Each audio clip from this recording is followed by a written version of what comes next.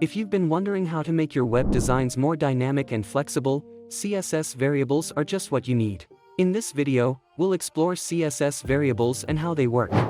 Declaring CSS variables.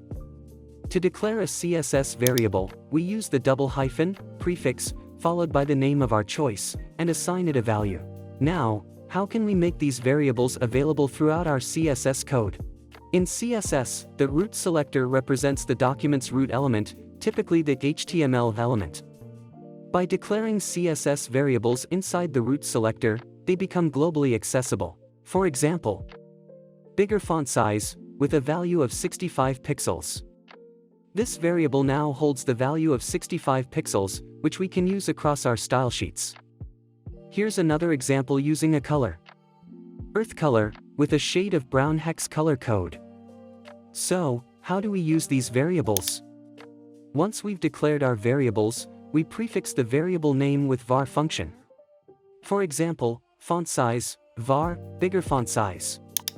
This way, the variable's value is dynamically applied to the property.